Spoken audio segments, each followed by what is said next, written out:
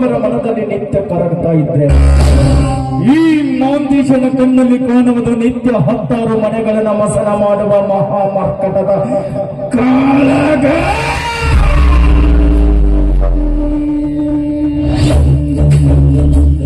ಹೆತ್ತವರು ಸತ್ಯ ನ್ಯಾಯ ನೀತಿ ಧರ್ಮವನ್ನು ಪೂಜಿಸಬೇಕಾದ್ರೆ ಅವರ ರಕ್ತ ಹಂಚಿಕೊಂಡು ಹುಟ್ಟಿರುವ ಮಾಂದೀಶ ಮಾಡುವುದು ನಿತ್ಯ ಹೆಣ್ಣ ಕಂಡ ಕಂಡ ಕಂಡ ಹೆಣ್ಣಗಳ ಸಹವಾಸ.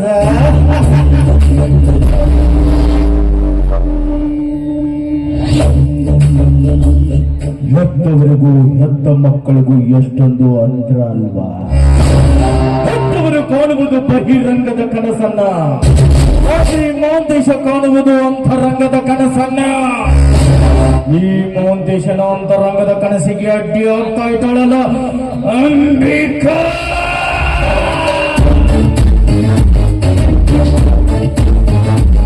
ಅಂಬಿಕಾ ನಾಡು ಕಣ್ಣಿಟ್ಟ ಕನ್ಯಾಮಣಿ.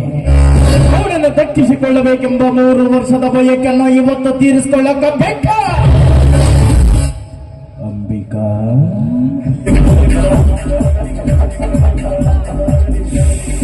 ನಾ ಬಯಸಿದ ಅಂಬಿಕಾ ಈ ಕಾಡಿನ ಬರಕತ್ತಳ.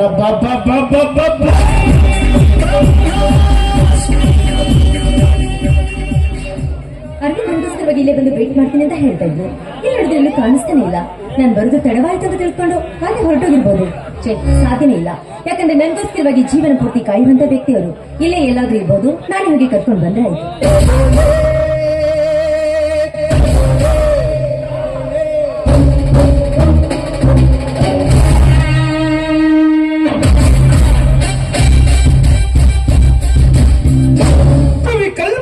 ಕಣ್ಣಂಚಲ್ಲಿ ಕಲ್ಲೊಂದನ್ನು ಕೆತ್ತಿ ಆ ಕಲ್ಲನ್ನು ಸಿಲೆ ಮಾಡಿ ಆ ಸಿಲೆ ಬಂದು ಓಲೆ ತಡಿಸುವ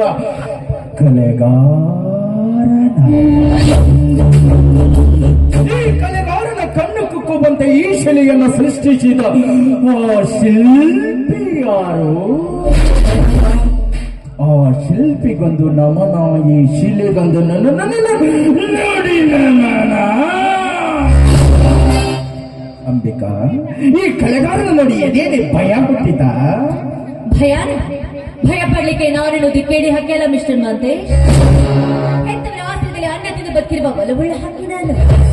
ಆಕಾಶದಲ್ಲಿ ಹಾಡುತ್ತಿರುವ ಹಕ್ಕಿಗಳನ್ನು ಕಂಡು ಅವರ ರೆಕ್ಕೆಯನ್ನು ಕುಕ್ಕಲಿಕ್ಕೆ ಪ್ರಯತ್ನ ಪಡುತ್ತಿರುವ ನಿನ್ನ ದರಣ ಹಕ್ಕುಗಳ ರೆಕ್ಕೆಯನ್ನು ಕತ್ತರಿಸಲಿಕ್ಕೆ ಹುಟ್ಟಿರುವ ಹಕ್ಕಿ ನಾನು. ಮಿಸ್ಟರ್ ಮಾಂತೇಶ್, ನಾನು ನಿಮ್ಮನ್ನ 3 ವರ್ಷಗಳಿಂದ ನೋಡ್ತಾನೆ ಇದ್ದೀನಿ. ಮಾತಿಗೆ ನಿಮ್ಮ ಕಾಮ ದೃಷ್ಟಿಯಲ್ಲಿ ಬೀಳಿಸಿಕೊಳ್ಳಕ್ಕೆ ಪ್ರಯತ್ನ ಪಡ್ತೀರಾ. ಹೆಜ್ಜೆ ಹೆಜ್ಜೆಗೂ ನಿಮ್ಮ ಆಧೀನ ಮಾಡ್ಕೊಳ್ಳಕ್ಕೆ ಪ್ರಯತ್ನ ಪಡ್ತಾ ಇದ್ದೀರಾ. ಯಾಕೆ ನಮ್ಮಲ್ಲಿ ಇಂತಹ ದುರಾಸೆ? ಈ ನಿಮ್ಮ ಮಾತಿಗೆ ಮನ್ನಣೆ ಕೊಡಬೇಕು ಹೆಣ್ಣು ನಾನಂತ ನೀವು ಭಾವಿಸ್ಕೋಬೇಡಿ. ಇಷ್ಟಕ್ಕೂ ನಿಮ್ಮ ದೃಷ್ಟಿಯಲ್ಲಿ ಹೆಣ್ಣಂದ್ರೆ ಏನಂತ ತಿಳ್ಕೊಂಡಿದ್ದೀರಾ? ಬಜಾರ್ದಲ್ಲಿ ಇಟ್ಟು ಮಾರುವ ಹಣ್ಣು ಅಂತ ತಿಳಿದಿದ್ದೀರೋ ಅಥವಾ ನಡೆದಾಡುವ ಕಾಲಿನ ಧೂಳು ಅಂತ ತಿಳಿದಿದ್ದೀರಾ? ಜರ್ಮನಿ ಪೋಗನಾಗ ಹಾಕಿಟ್ಟಿರುವ ಬೆಣ್ಣೆ ಅಂತ. ಆ ಬೆಣ್ಣೆ 3 ವರ್ಷದ ಹಿಂದೆ ಪವಿತ್ರವಾದ ಹಾಲಾಗಿತ್ತು. ಆ ಹಾಲಿಗೆ ನಾನು ಒಂದು ಹನಿ ಹೆಪ್ಪು ಬಿಡೋಣ ಅನ್ಕೊಂಡಿದ್ದೆ. ಆದ್ರೆ ನನ್ನ ಮಗ ಅರವಿಂದ ಪ್ರೀತಿಯನ್ನು ಹೆಪ್ಪಾಕಿ ಮೊಸರು ಮಾಡಿ ಮಜ್ಜಿಗೆ ಕಟ್ಟದ ಬರ್ಗತಕದ ಬೆಣ್ಣೆ ಮಾಡ್ಯಾನ. ಆ ಬೆಣ್ಣಿನ ಹಬ್ಬಕ್ಕಂತ ನುಂಗ್ಬೇಕು ಅಂತ ಆಸೆ. ನೋ ಬಯಸಿದ ಬೆಣ್ಣೆ ಬಂದು ನನ್ನ ಬಾಯಿಗೆ ಬಿದ್ರ ಸರಿ, ಎಲ್ಲವಾದ್ರೆ ಕದ್ದು ತಿನ್ನುವ ಕಟಕಾಕಿನೇ. ನಿನ್ನಂತ ಕಟಕರ ಮಾತಿಗೆ ಹೆದರಾಗಿ ಹೆಣ್ಣು ನಾನಿಂತ ನೀನು ಭಾವಿಸ್ಕೋಬೇಡ.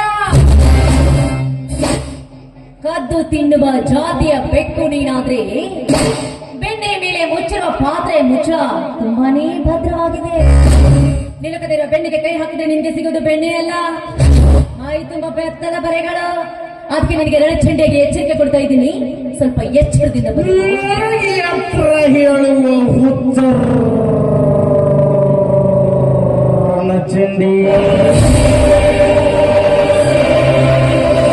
ನೀನು ಕೊಡುವ ಭತ್ತದ ಬರಗಳಿಗೆ ಹೆದರ್ಕೊಂಡು ಓಡಿ ಹೋಗೋದ ನಾನೇನು ಆರ್ಡಿನರಿ ಮನುಷ್ಯ ಅಲ್ಲ. ರಾಜವಂಶದಲ್ಲಿ ಹುಟ್ಟಿದ ರಾಜವಂಶದ ಕುಡಿ ನಾನು. ಆಫ್ಟರ್ ಒಂದು ಹೆಣ್ಣು ಹುಳಾಲೆ ನೀನು. ವಿಷದ ಅಕ್ಷರಗಳಿಂದ ನುಡಿಯದಿರು, ನೀನೊಂದು ಕೆಟ್ಟ ಜಾತಿಯ ಹುಳುವು ಅಂತ. ಒಂದ್ಸಾರಿ ಹೆಣ್ಣಿನ ಇತಿಹಾಸದ ಪುಟವನ್ನು ತಿರುವಿ ನೋಡು, ಹೆಣ್ಣು ಏನು ಅಂತ ನಿನಗೆ ಚೆನ್ನಾಗಿ ಅರ್ಥವಾಗುತ್ತದೆ. ಹಿಂದೆ ಅಮೃತಯುಗದಲ್ಲಿ ವಿಶ್ವಾಮಿತ್ರನೆಂಬ ಮಹಾಋಷಿ ತಾನೆಂಬ ಶ್ರೇಷ್ಠ ಮುನಿ ಅಂತ ಮೆರೆದಾಡ್ತಾ ಇದ್ದ. ಮೇನಕೆ ಎಂಬುದು ಹೆಣ್ಣಿಗೋಸ್ಕರವಾಗಿ ಮಣ್ಣು ಮುಗಿ ಹೋದ. ತ್ರೇತಾಯುಗದಲ್ಲಿ 10 ಕಲಿನ ಹೊತ್ತಿರುವ ರಾಮನ ತಾನೆಂಬ ಶ್ರೇಷ್ಠ ಶಿವಭಕ್ತ ಅಂತ ಮೆರೆದಾಡ್ತಾ ಇದ್ದ. ಆದ್ರೆ ಸೀತೆ ಎಂಬ ಹೆಣ್ಣಿಗೋಸ್ಕರವಾಗಿ ಮಣ್ಣು ಮುಗಿ ಹೋದ. ದ್ವಾಪರಯುಗದಲ್ಲಿ ಬಾಹು ವರ್ಷದ ಮೆರೆದಾಡ್ತಾ ಇದ್ದ ದುಷ್ಟ ದುಶ್ಯಾಸನ. ಆದ್ರೆ ದ್ರೌಪದಿ ಎಂಬ ಹೆಣ್ಣಿಗೋಸ್ಕರವಾಗಿ ಮಣ್ಣು ಮುಗಿ ಹೋದ. ಈ ಕಲಿಯುಗದಲ್ಲಿ ಎಷ್ಟು ಜನರು ಆಸ್ತಿ ಅಂತಸ್ತು ಐಶ್ವರ್ಯವನ್ನು ಕಳೆದುಕೊಂಡು ಬೀದಿ ಭಿಕಾರಿಗಳಾಗಿದ್ದಾರೆ. ಅದು ಕೇವಲ ಒಂದು ಹೆಣ್ಣಿಗೋಸ್ಕರ. ನೀನೊಂದು ನರಪುಸುವು, ನಿನ್ ಮುಂದೆ ಮಾತ್ರ ತಿಳಿಸಿರೋದು ತುಂಬಾನೇ ದೂರ. ಅದಕ್ಕೆ ಮರ್ಯಾದೆ ಕೊಟ್ಟು ಹೇಳ್ತಾ ಇದ್ದೀನಿ, ಐ ಸೇ ಗೆಟ್ ಔಟ್.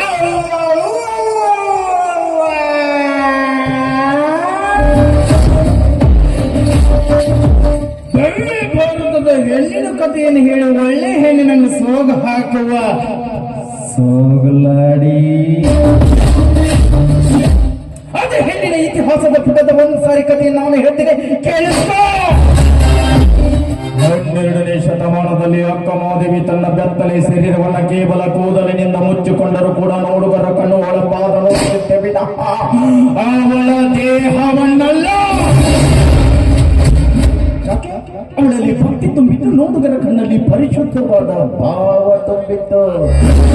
ಆದ್ರೆ ನೀನು ಹಾಕಿದೆಯಲ್ಲ ಈ ತುಂಡು ತುಂಡು ತುಂಡು ತುಂಡು ತುಂಡು ತುಂಡು ತುಂಡು ತುಂಡು ತುಂಡು ಬಟ್ಟೆಗಳನ್ನು ನೋಡಿದರೆ ನನ್ನಂತ ಹರಿದ ಹುಡುಗಲ್ಲ.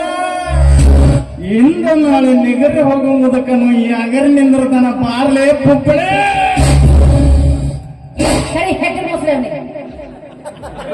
ಕಾಮಿನಿ ಅದರ ಕಣ್ಣಿಗೆ ಜಗತ್ತೆಲ್ಲವೂ ಹಳದಿಯಾಗಿಯೇ ಕಾಣುತ್ತಂತೆ. ಅಜ್ಞಾನ ಮರೆತು ಸುಜ್ಞಾನಿಗೆ ವರ್ತನೆ ಮಾಡಿದ್ರೆ ನಿನಗೂ ಒಳ್ಳೆಯದು, ನನಗೂ ಒಳ್ಳೆಯದು. ಇಲ್ಲಿ ಹೋದ್ರೆ ನನ್ನ ಕೈಯಲ್ಲಿ ನಿನ್ನ ಸಾವಂತು ಕಟ್ಟಿಟ್ಟ ಬುತ್ತಿನೇ. ಬದಾಮಿ ಮಂಗ್ಯನಂತಕಿನ ಇದನ್ನ ನಮ್ಮಪ್ಪ ನಮ್ಮವ್ವ LKG ಹಿಡಿದು ಡಿಗ್ರಿ ತನ ಓದಿಸಿದ್ರೂ ತಲೆಯಾಗ ಹೋಗಿಲ್ಲ. ಇನ್ನು ನಿನ್ನ ಮಾತ ಕರಿ ಗೋರ್ಲ ಅಂತ ಮೊಸರು ಮಾಡ್ಕೊಂಡು ಅಲ್ವೋ. ನಿನ್ನಂತ ಕತ್ತೆಗೆ ಮಾತು ಹೇಳಿದ್ರೆ ಯಾವತ್ತಾದ್ರೂ ಅರ್ಥ ಆಗುತ್ತಾ? ಕತ್ತೆಗೆ ಲತ್ತೆ ಬಿಟ್ಟಿದ್ರೆ ತಾನೇ ಮನೆಯೋದು.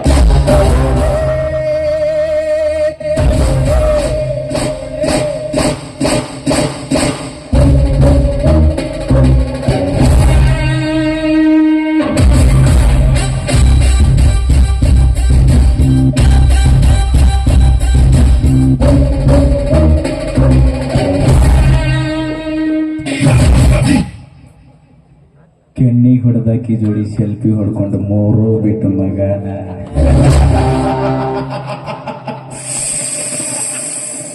ಅಲ್ಲೇ ಏನು ನಿಮ್ಮ ಸೌಂದರ್ಯ, ಏನಿನ ಸೌಂದರ್ಯವನ್ನು ನೋಡ್ತಾ ಇದ್ರೆ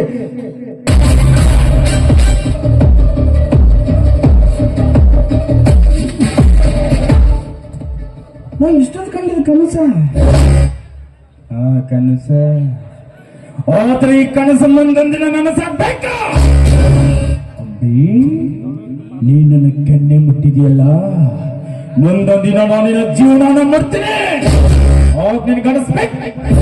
ಯಾಕೆ ನಾನು ಮಾಂತೀಶನ ತಟ್ಟೆಗೆ ಹೋದೆ, ಯಾಕೆ ನಾನು ಮಾಂತೀಶನ ಕೆನ್ನೆ ಮುಟ್ಟಿದೆ ಅಂತ ಪ್ರತಿದಿನ ಪ್ರತಿಕ್ಷಣ ಸಾಯ್ಬೇಕ. ಹಂಗ ಮಾಡ್ಲಿಲ್ಲ, ನನ್ನ ಹೆಸರು ಮಾಂತೇಶ್ ಅಲ್ಲ.